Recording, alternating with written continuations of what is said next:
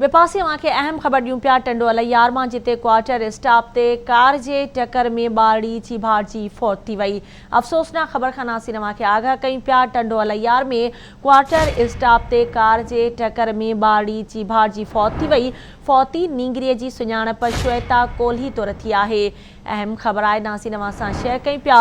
टंडे अलैयार में quarter staff ते हादसो पेश आयो आहे। कार जे टक्कर में ॿारड़ी चीभार जी फौत थी वई आहे। फौती नींगरीअ जी सुञाणप श्वेता कोल्ही तौर थी आहे। जी नासिन के अहम खबर ॾियूं पिया। टंडो अलैयार मां क्वार्टर स्टाफ ते कार जे टक्कर में ॿारड़ी चीभार जी फौत थी वई आहे। इन हवाले सां तफ़सील मालूम कंदासीं। टंडे अलैयार मां आवाज़ न्यूज़ जो रिपोर्टर ग़ुलाम रसूल नोहड़ियो असां सां लाइन ते मौजूद आहे। ग़ुलाम रसूल, कहिड़ा तफ़सील आहिनि, आगाह कजो।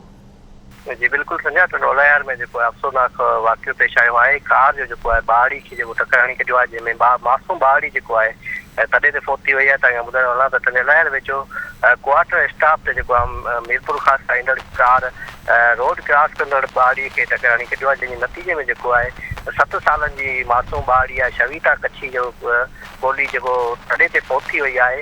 हाणे ॿुधायां त ॿारड़ीअ जो लाश आहे सिविल अस्पताल टंडो अलैयार मुंतक़िल कयो वियो आहे ऐं कार खे पुलिस तहवील में वठी छॾियो आहे। ड्राइवर आहे फरार थी वियो आहे। जी ठीक है, वरी मेहरबानी ग़ुलाम रसूल तफ़सील खां आगाह करण जे लाइ।